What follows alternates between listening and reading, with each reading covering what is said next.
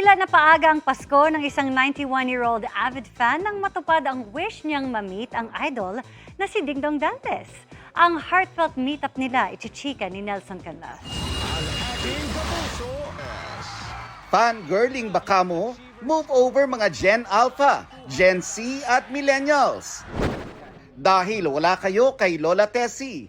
91 years old na, pero achieve ang fangirling moment nang makita in person ang The Master Cutter himself and Family Feud host, Dingdong Dantes. But how? Pasok mga accomplice.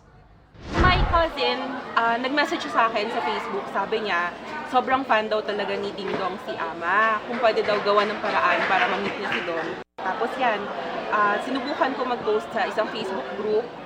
Out of nowhere, nagulat na lang ako, biglang naging viral na yung post. At nag-work ang pag-aalagini ng mga apo. Umabot kay Dingdong ang post at wish granted.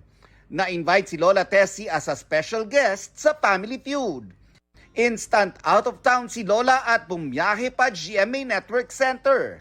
Pinaghandaan niyo po ba tong araw na to? Nakatulog po ba kayo? Hindi nga. Ba't po hindi kayo nakatulog? Bastante. This is it.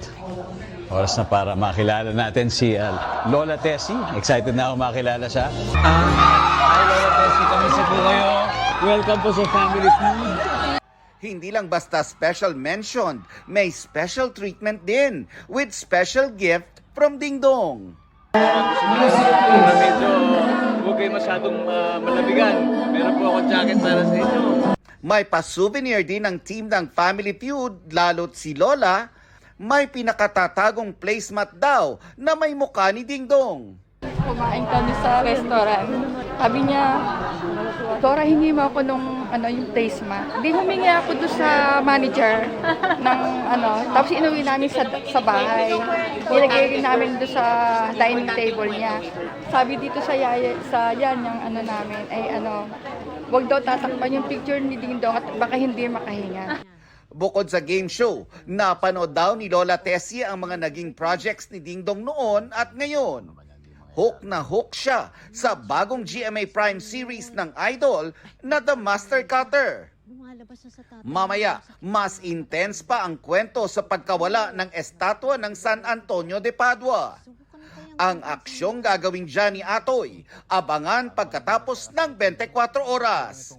Nelson Canlas, updated sa Showbiz Happening.